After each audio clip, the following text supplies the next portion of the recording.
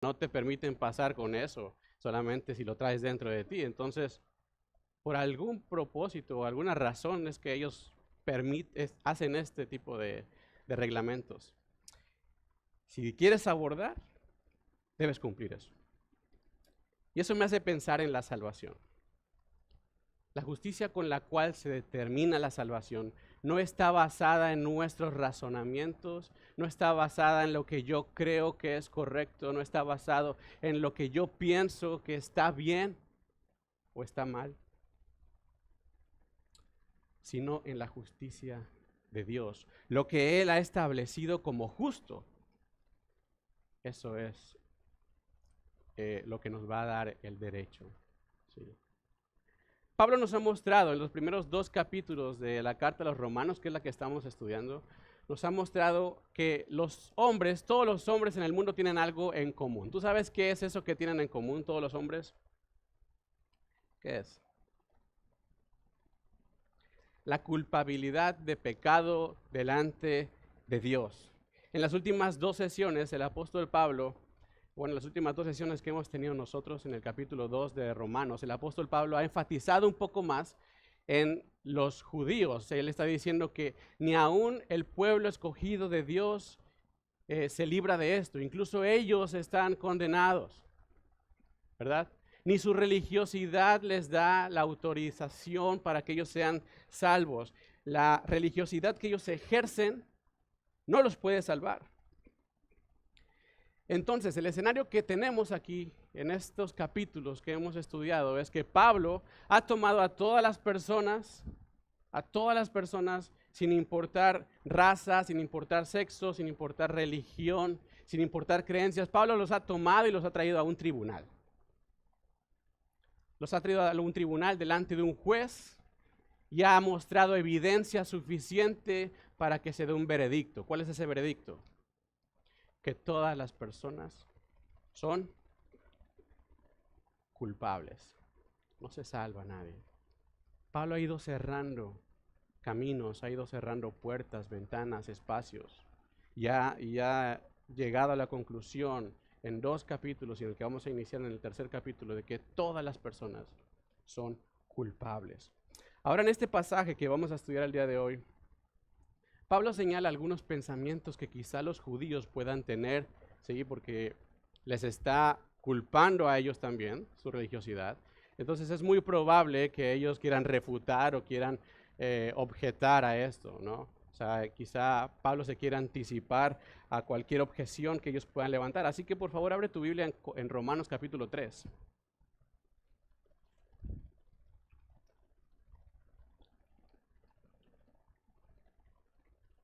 Romanos 3, versos del 1 al 8. Vamos a leer todos juntos.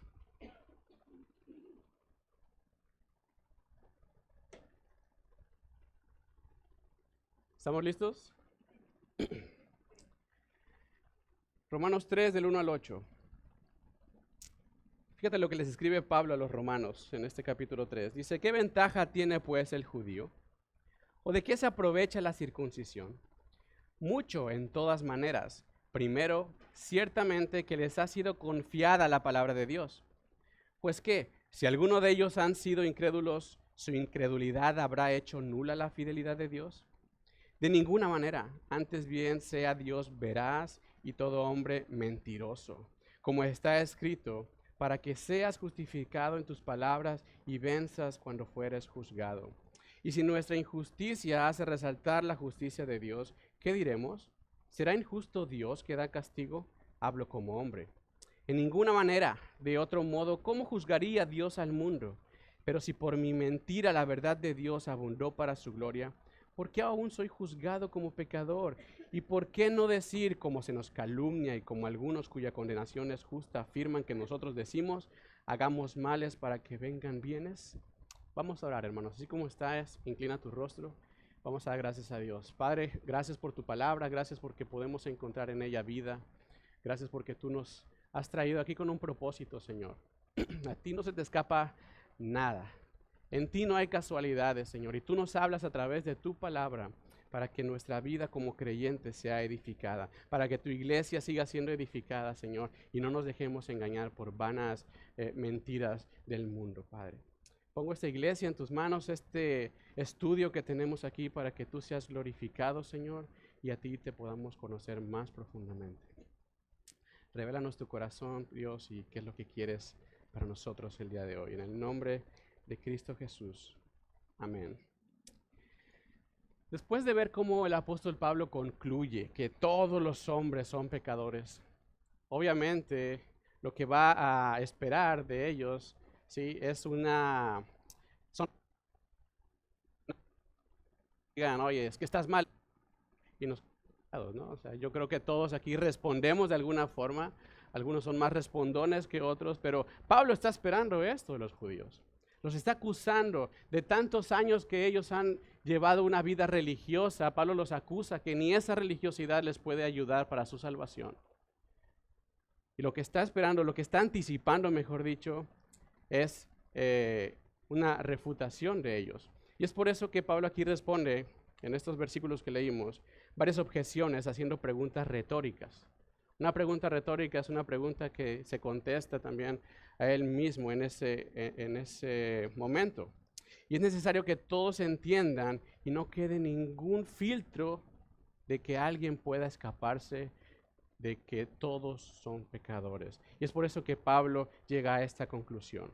Todos somos pecadores, dice. Y el versículo 1, vamos a irlo estudiando. Dice esta pregunta retórica de Pablo: ¿qué ventaja tiene pues el judío? ¿O de qué aprovecha la circuncisión? Aquí está haciendo dos preguntas. La primera, ¿qué ventaja tiene el judío? Pablo viene hablando del capítulo anterior, viene hablando de los versos 17 al 24, enfocándose más específicamente a la religiosidad interna de los judíos. ¿Sí? ¿Sí recuerdan lo que estudiábamos hace 2 sesiones, que veíamos que Pablo le dice: tú que tienes el sobrenombre de judío, tú que te llevas, tienes una buena relación con Dios, que tienes la ley, que la conoces, sabes lo que es bueno, y todo apuntando a un lugar que es al interior. ¿Qué ventaja tiene pues ser judío si incluso esa religiosidad interior no te sirve de nada? Después hace la siguiente pregunta: ¿y qué te aprovecha la circuncisión? Ahora apuntando los siguientes versos del capítulo 2, 25 al 29, donde le dice que ni aún la circuncisión te ayudan, o sea, la religiosidad externa de aquello que ellos estaban orgullosos, de ese pacto que Dios les había dado, que los diferenciaba de todo el mundo, la circuncisión. Y les dice: ¿de qué te aprovecha la circuncisión? Y con todo este argumento, Pablo llega a la conclusión de que ni la religiosidad interna del judío, ni la religiosidad externa del judío le pueden salvar. Nada de lo que ellos hagan les podía salvar, ¿sí? Sin embargo, Pablo no está aquí tratando de sacrificar el judaísmo como religión. No está haciendo eso. Sino lo que está tratando de hacer Pablo es poner, en cierto sentido, al judío al mismo nivel de condenación que al gentil. ¿Sí? O sea, el gentil es todo aquel que no es judío, y Dios los pone en el mismo nivel de condenación. Este es el propósito. ¿Sí? Pero ¿qué pasa entonces con el judaísmo? ¿Qué es lo que está ocurriendo aquí? Si un hombre nace judío, o sea, la nacionalidad correcta, si un hombre nace dentro de una familia judía, o sea, con la herencia correcta, si una persona cumple con todos los mandatos, con todo lo que las ceremonias y ritos del judaísmo, de lo que ellos tienen en la ley, ¿sí? Y ni así ellos son aceptables ante Dios. Surge la pregunta: ¿qué provecho entonces tiene ser judío? Porque Pablo les ha dicho todo eso. Y puede surgir esa pregunta en ellos: entonces, Pablo, ¿qué provecho tiene que yo sea judío? La respuesta la vemos en el versículo 2, que está diciendo ahí: mucho, en todas maneras. Primero, ciertamente que les ha sido confiada la palabra de Dios. Mucho aprovecha ser judío en todas maneras, dice Pablo. Interesante que aquí en este pasaje solamente menciona una manera. En el capítulo 9 más adelante vamos a ver las demás maneras en las cuales aprovecha. Pero dice una principal. ¿Cuál es eso que le aprovecha a los judíos? ¿Cuál es la principal? Que les ha sido confiada la palabra de Dios. ¿Qué implicaciones tiene esto? Pablo aquí lo que está haciendo es demostrando el gran privilegio que tienen los judíos al poseer la palabra de Dios. Porque ellos tienen el privilegio no solamente de poseerla, sino también de leerla, de escucharla, de vivirla, de obedecerla. Es un privilegio nacer en una sociedad que ha sido afectada completamente por la palabra de Dios. Los judíos tienen ese privilegio. Era el único pueblo que tenía la palabra del Dios verdadero. El hombre nacido dentro de una nación o una familia que tiene la palabra de Dios tiene todas las ventajas para conocer a Dios de primera mano. Nadie tenía que venir de otro lado a quererle enseñar a los judíos. Ellos conocían a Dios, podían tener a Dios de primera mano. Sus privilegios son tan grandes que realmente quedan sin excusas y no viven para Dios, porque ellos completamente su vida está rodeada de la palabra de Dios. ¿Sí podemos entender esto? Ellos se les había sido confiada la palabra de Dios y eran afectados completamente, y esto realmente a mí es algo que me asusta. Algo que me asusta es ver las estadísticas tan altas de índice de hijos de pastores que en algún momento de su vida se desvían del camino de Dios. Es muy alto el índice de los hijos de los pastores que se desvían. Hijos de familias cristianas que se desvían en algún momento del camino de Dios. Pero ¿por qué pasa esto? Si se supone que el pastor, el papá de ese joven o de esa joven, todos los domingos predica. Todos los domingos le dice a la iglesia cómo debe de comportarse. Todos los domingos da un mensaje hacia el corazón de las personas. ¿Por qué los hijos de los pastores, no digo que todos, pero un gran índice de hijos de pastores se desvían? Se supone que están afectados familiarmente en su hogar, en su intimidad con la palabra de Dios. ¿Por qué? En lo personal yo he recibido muchos comentarios referente a mis hijas, en sus maestros de escuelita, en los campamentos, donde quiera que ellas están. Ellas saben mucha Biblia, ¿sí? Ellas saben muchos versículos bíblicos. Mi hija tiene 7, la otra tiene 3. La de 3 llega del daycare y viene citando versículos bíblicos completos que hasta a mí me sorprende. Ellas saben mucha Biblia, ellas han vivido desde que nacieron dentro del ambiente cristiano. Mi esposa y yo hemos sido líderes desde que ellas nacieron y nos acompañan a todos lados. Ellas ven cómo vamos, cuando vamos a evangelizar, ellas están ahí, cuando estamos compartiendo en la casa, cómo hablamos de la Biblia, en las noches orando. ¿Sí? Viven en ese ambiente. Pero nada de eso, hermano, nada de eso a mí me garantiza la salvación de ellos. Nada de eso. Ellas conocen Biblia, ellas memorizan versículos, pero nada de eso. No es que yo porque las traigo a la iglesia y toman clases y se saben versículos ya son salvas. No. Y si alguno de ustedes ha pensado eso en algún momento, está muy equivocado. La salvación no es de esa forma. Mi responsabilidad como padre no es solamente traerlas a la iglesia y enseñarles Biblia. Mi responsabilidad como padre es llevarlas a Cristo. Esa es mi responsabilidad. Es que ellas tengan una relación personal con Cristo. No solamente se trata de que sean afectadas por la palabra de Dios, que es lo que tenemos en la casa. A mi esposa y a mí como creyentes nos fue confiada la palabra de Dios, pero eso no es garantía de la salvación de mis hijas. Necesitamos tener bien en claro esto. No sé si te ha pasado una noche, bueno, cuando oro con mi hija, la mayor, repetimos el Salmo 4:8, ¿se lo saben? En paz me acostaré y asimismo dormiré, porque solo tú, Jehová, me haces vivir confiado. Y no sé por qué una noche se me ocurrió preguntarle a ella, oye amor, ¿sabes tú qué significa confiado? Me dice, no papá, y fíjate que de hecho no sé qué es paz. todo se queda en la mente solo, pero ¿realmente está afectando su corazón?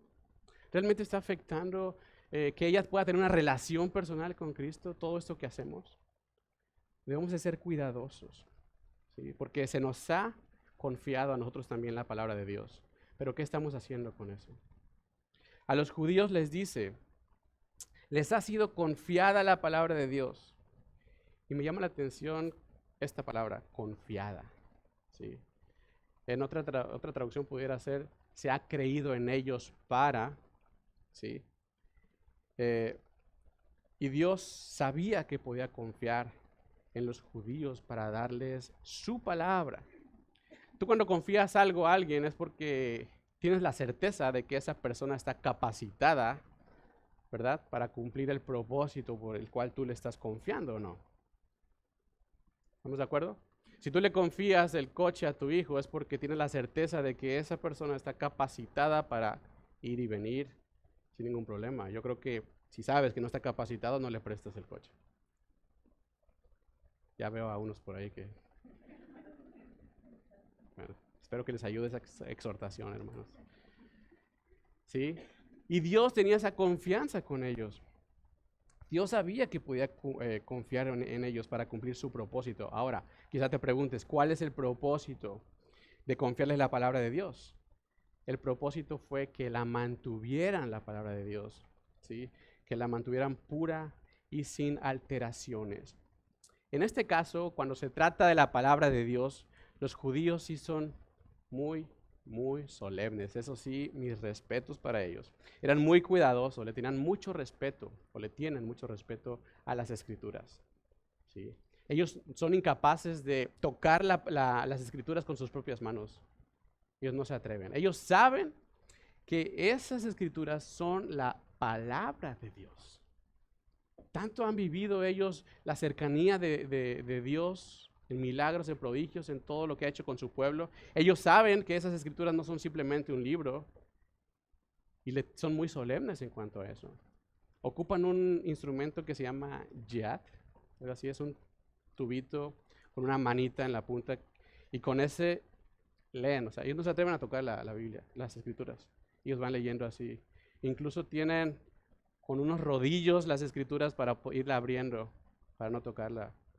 En ese aspecto sí son muy solemnes. Sin embargo, todo lo que hacían se volvió solamente religiosidad. Todo solamente se volvió religiosidad. Y es lo que Pablo les ha estado reprochando en el último capítulo, en el capítulo 2. Se vuelven cosas rituales, se vuelven solamente ceremonias. Y el problema es que llegaban a pensar que esto que hacían era lo que les daba la salvación. Si yo por cumplir, por llegar a la iglesia a las 11 en punto y por estar estas 2 horas, por comprarme una Biblia bonita y venir a la iglesia, ya tengo la salvación. ¿Te suena familiar? Ellos pensaban que por el hecho de que eran muy solemnes en el cuidado de la palabra de Dios y hacían otro tipo de rituales, ahí estaba su salvación. Y es lo que Pablo les reprocha, les dice, la religiosidad no los hace salvos. Sin embargo, los judíos son, dice Pablo, un pueblo privilegiado. No podemos negar eso. El Antiguo Testamento fue depositado plenamente, completamente en sus manos, a fin de que lo conservaran puro e incorrupto. Primero para uso de ellos mismos, después para uso de todo el mundo, como nos ha llegado a nosotros también. Si te pones a pensar, el Antiguo Testamento fue escrito aproximadamente, y digo aproximadamente, 1400 años antes de Cristo. Si pensamos que Moisés fue el que escribió el Pentateuco, y Moisés estuvo más o menos en esas fechas, sabemos que Job fue escrito como 2000 años antes de Cristo. Pero pensando en la ley, lo que los judíos usaban, ¿sí? Y fueron preservados durante 1400 años.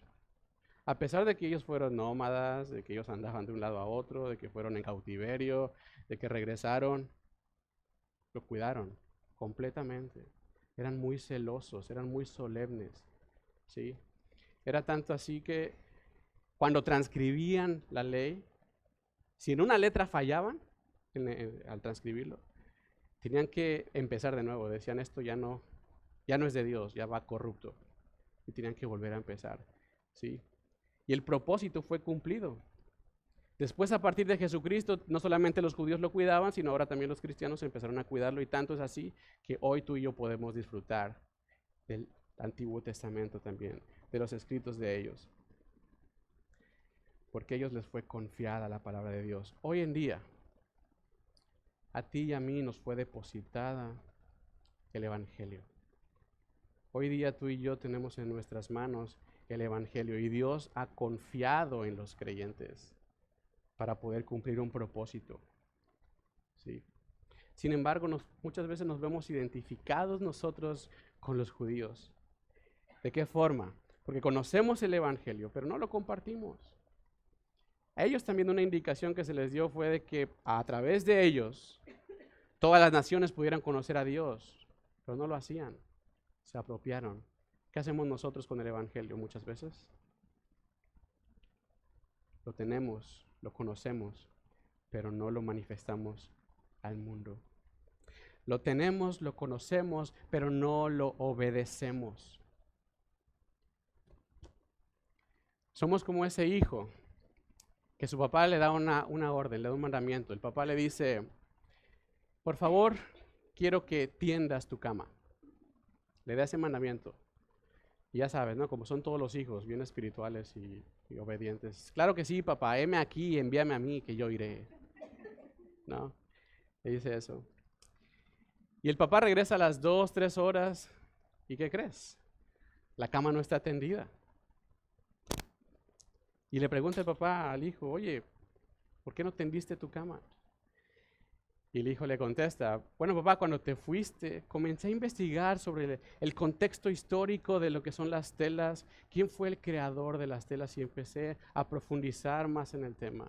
Después escribí 95 tesis sobre las sábanas reformadas, padre, ¿sí? Después de hacer mi estudio hermenéutico, exegético y homilético, salí a las calles a compartirle a mis vecinos de la cuadra cómo es que se debe tender una cama, ¿sí? Y después escribí una hermosa canción sobre la belleza de una cama tendida. Hiciste todo eso y no puedes tender tu propia cama. Así estamos muchas veces. Nos pasa eso con el Evangelio. Somos capaces de realizar un super sermón bien bosquejado, bien estudiado, ¿sí?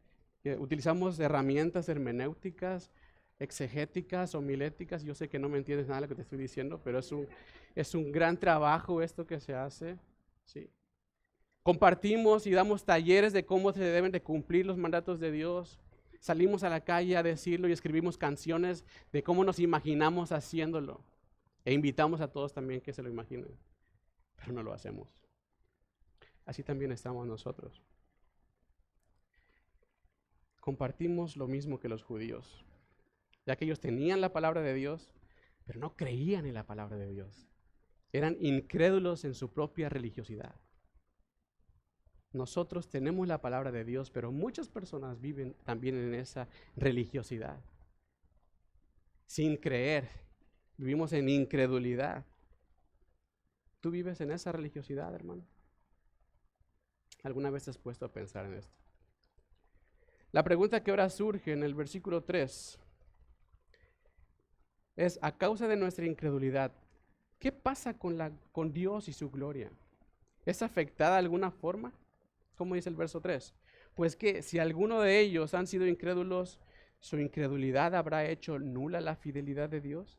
O sea, si ellos no creen, ¿su incredulidad ha afectado o ha cancelado o ha anulado la fidelidad de Dios? ¿Qué tiene que ver esto?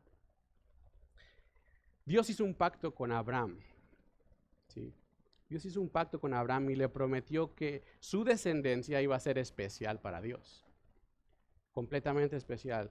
Y la descendencia de Abraham es el pueblo de Israel, los judíos, y ellos iban a ser tratados de una forma especial por parte de Dios. Entonces, si algunos judíos no creen en la palabra de Dios y Dios los condena, ¿está Dios quebrando su promesa? ¿Está Dios anulando, cancelando sus promesas, su pacto? Lo que está implicando la pregunta son dos cosas. Una, que Dios no es fiel.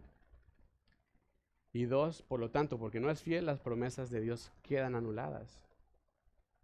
Esto está en la mente del judío. Dios es infiel. Porque Dios prometió algo y no lo cumplió.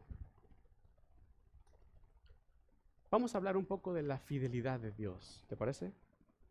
Durante todos los tiempos, desde el principio, Dios ha sido, Dios es y seguirá siendo fiel. Siempre. Siempre. Él no cambia. No hay nada que pueda pasar o que podamos hacer para que la fidelidad de Dios quede cancelada o que Dios no cumpla su propósito. Nada podemos hacer. Desde Génesis 3:15, que entró el pecado en el mundo, desde ese momento Dios dio una solución. Dios prometió una salvación mediante un Salvador. Y lo cumplió. Lo cumplió a pesar de la condición del hombre, a pesar de que a partir del siguiente día ya estaban pecando otra vez, y falla tras falla de su pueblo. Dios cumplió su promesa. Si realmente Dios fuera infiel, hermanos, y las promesas quedaran anuladas por la incredulidad del hombre, ¿qué caso tuvo que Cristo haya venido a morir por nosotros? A morir por ellos también. Y si Dios cumplió su promesa de salvación, quiere decir que a pesar de nosotros, a pesar de nuestra incredulidad, Dios sigue siendo fiel, pero no por la religiosidad que tengamos, sino por la justicia. Dios no busca una religiosidad externa, Dios busca una justicia interior. Dios busca una justicia en el corazón. Dios quiere un corazón que no solamente posea Biblia, que no solamente sepa Biblia, sino que guarde los mandamientos. Dios busca una vida centrada en Cristo. ¿Estamos de acuerdo? Entonces, si su incredulidad cancela la fidelidad de Dios, ¿qué caso tiene? ¿Cuál es la respuesta que Pablo les da a esta pregunta retórica? Verso 4. De ninguna manera, les dice Pablo, antes bien sea Dios veraz y todo hombre mentiroso, como está escrito, para que seas justificado en tus palabras y venzas cuando fueres juzgado. Dios nunca va a anular sus promesas. Acompáñame a leer Romanos capítulo 4. Ahí está en la siguiente página de tu Biblia, Romanos 4:21.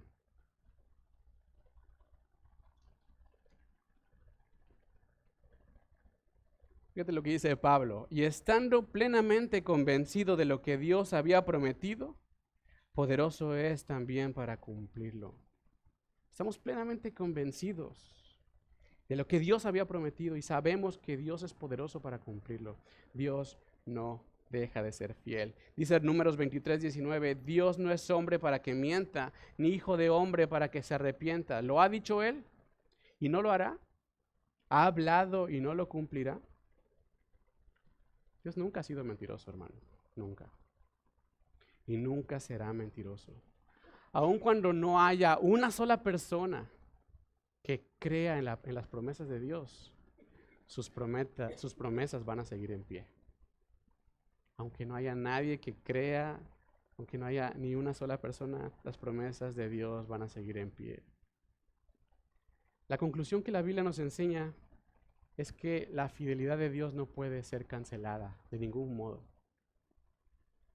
Eso es lo que nos enseña la Biblia. Pablo se responde a la pregunta anterior diciendo en el verso 4, de ninguna manera, antes sea Dios veraz, o sea, verdadero, honesto o justo.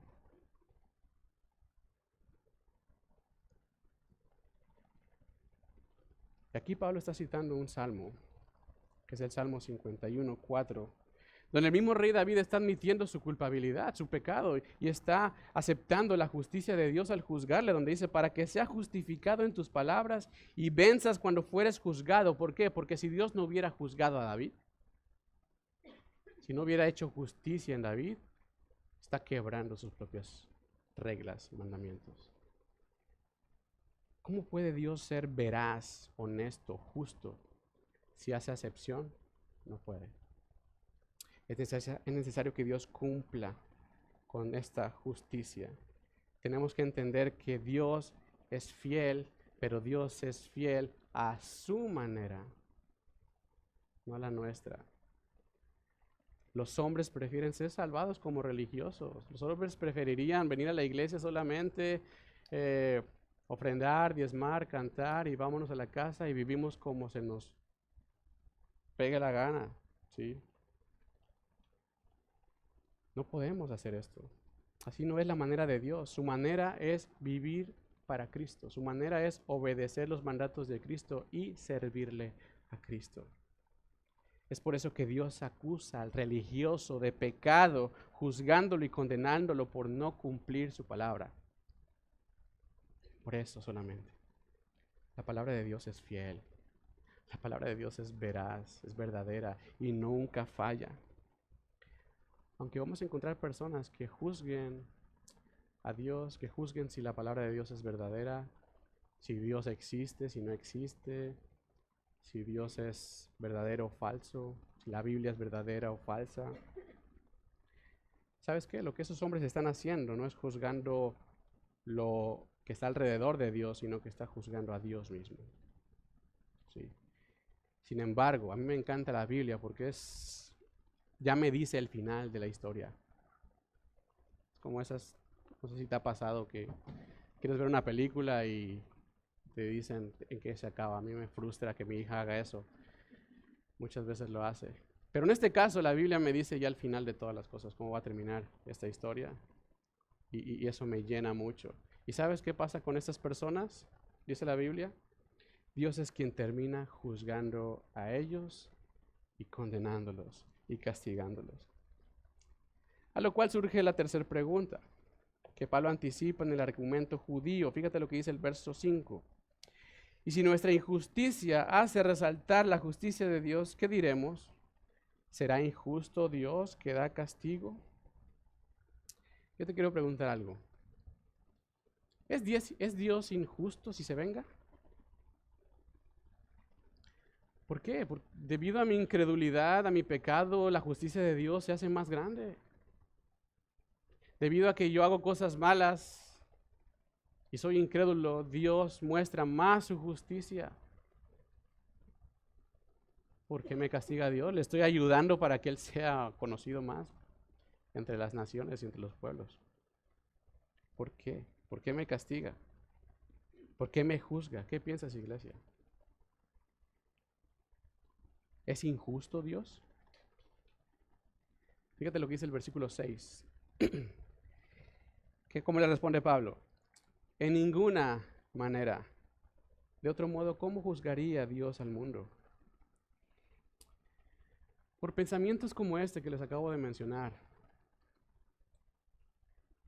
que un hombre puede pensar que puede vivir como él quiera, de todas formas Dios se glorifica y se glorifica aún más. Por este pensamiento que muchas personas tienen, las iglesias muchas veces están llenas de moralismo.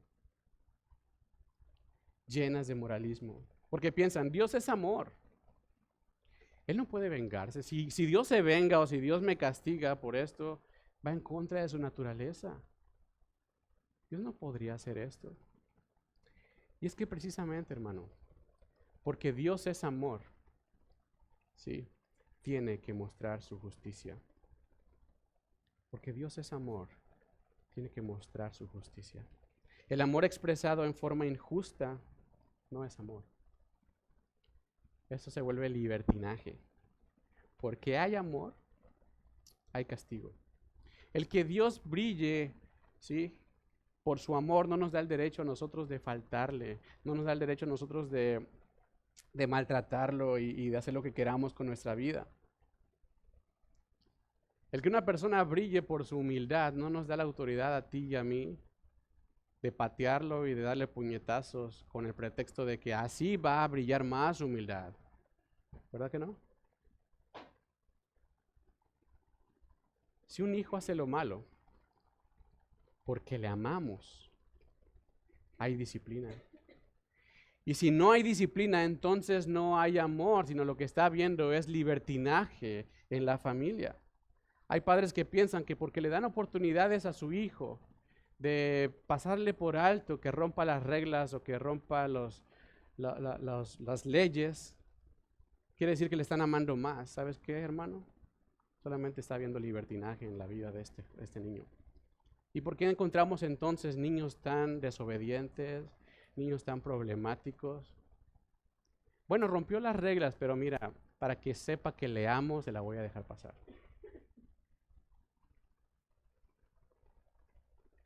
Y encontramos problemas en esto.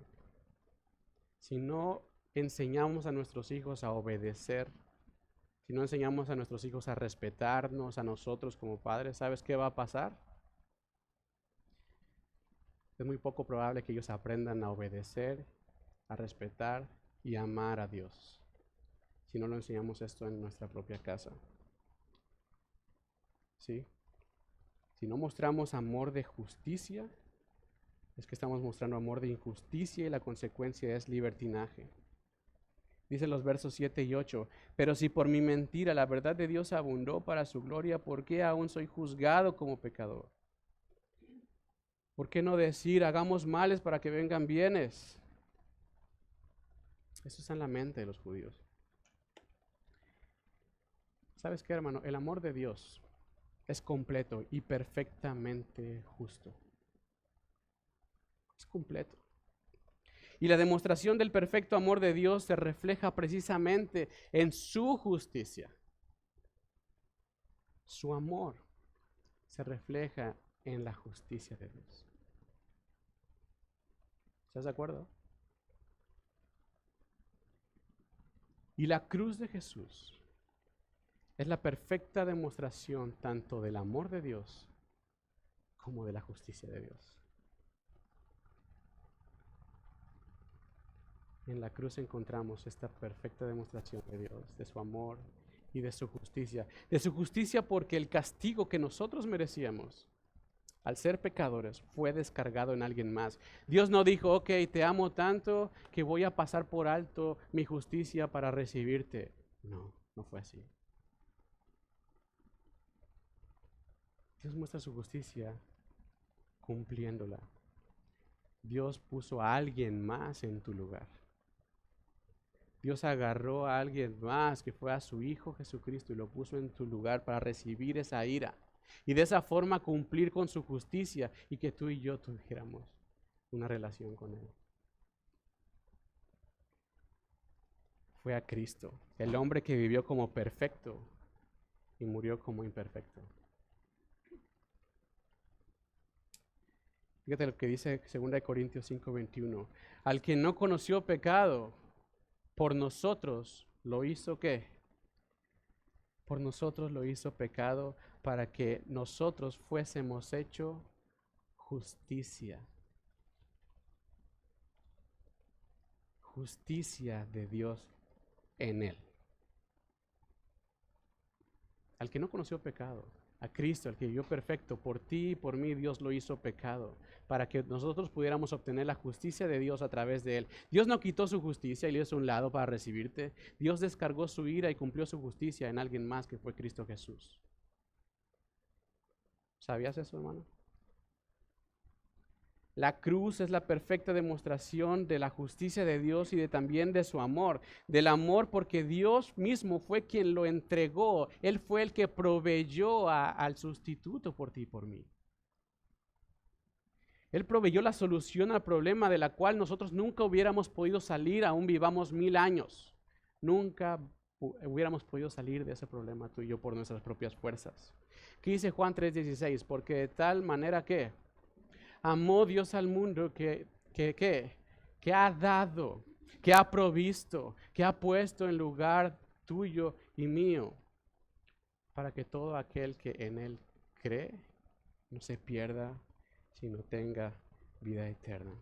Romanos 5:8 me encanta, dice, mas Dios muestra su amor. Mas Dios muestra su amor para con nosotros, en que siendo aún pecadores, en que siendo aún impíos, separados de Dios, basura del mundo, Cristo murió por nosotros. Aunque estábamos ahí, Cristo murió por nosotros. La perfecta demostración de su amor y de su justicia están en la cruz de Cristo. ¿Pensamos que Dios no es justo? ¿Pensamos quizá que Dios es muy severo? Quizás hasta alguno de nosotros haya pensado alguna vez que Dios es infiel. Dios es infiel, Dios no cumple, Dios nos abandona. Hay muchas personas que piensan, si fuera Dios real, ¿por qué hay tanto problema en el mundo? Si fuera Dios real, como dices, o tan bueno como dices, ¿por qué hay tanta guerra en el mundo? ¿Por qué hay niños que se están muriendo en el mundo? ¿Alguna vez has escuchado esa pregunta?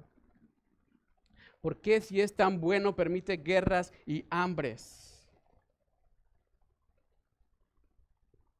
Es el pensamiento que tiene el mundo. El problema del hombre es que mira las escrituras, que mira la Biblia en una centralidad humana.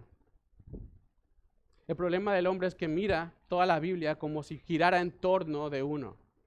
Es que yo recibo, es que yo merezco, es que es para mí todo y la gloria es para mí, porque Dios lo hace todo por mí, para mí y todo gira alrededor de mí. Cuando en realidad si han leído la Biblia se pudieran dar cuenta que toda la escritura gira en torno de Cristo y de su gloria. ¿Te has puesto a pensar en eso? Se trata de Él. No se trata de ti, no se trata de mí.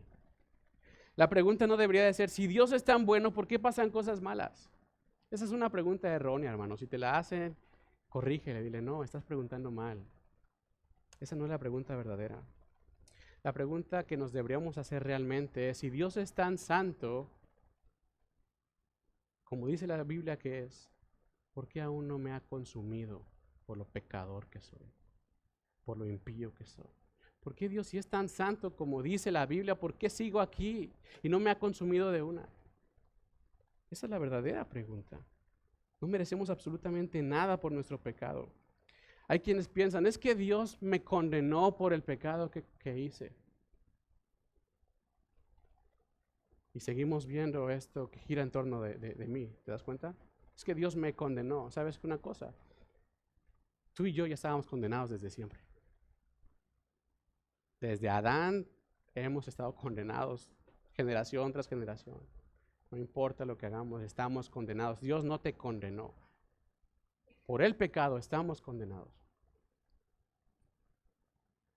La Biblia lo que dice es que Dios nos rescata de esa condenación. Estamos completamente perdidos. ¿Sí? Dios no te condenó, Dios te rescató. ¿Podemos ver la diferencia de esto, hermanos? El amor y la justicia de Dios se revelan en la cruz de Cristo solamente. Y es por eso que todo aquel hombre que rechace el amor y la salvación de Dios, provista a través de su Hijo Jesucristo, será juzgado y será condenado por la justicia perfecta de Dios. Dios es juez. Dice la Biblia que Él es juez. Y Él va a juzgar de acuerdo a su justicia, no a nuestra justicia. Eclesiastés 3:17 dice, y yo dije en mi corazón, al justo y al impío juzgará Dios. ¿Quién va a juzgar? Dios. Salmos 9:8 dice, y juzgará al mundo con justicia, con equidad ejecutará juicio sobre los pueblos. ¿Quién? Dios. No nos toca a nosotros juzgar qué está bien, qué está mal. No nos toca poner nuestra justicia delante de Dios, diciendo que nuestros pensamientos son mejores. ¿Por qué no me deja entrar Dios a su reino con lo que yo pienso que está bien? ¿Por qué no me puedo subir al avión trayendo la botella de agua en la mano? No es nuestra justicia, no son nuestras reglas, es la perfecta justicia de Dios. Lo que hemos estudiado hoy, hermanos, Dios en su infinita misericordia ha permitido que su palabra fuera preservada durante tantos años. Hasta hoy tú y yo la tenemos en nuestras manos y podemos disfrutarla. Y así nos muestra Él su fidelidad.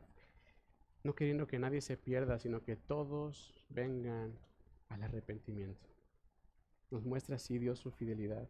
Y aunque hemos sido tú y yo incrédulos en algún momento, Dios sigue siendo fiel y seguirá siendo fiel, y puedes estar confiado, seguro, con esa esperanza de que Dios va a seguir siendo fiel a pesar de nuestra incredulidad.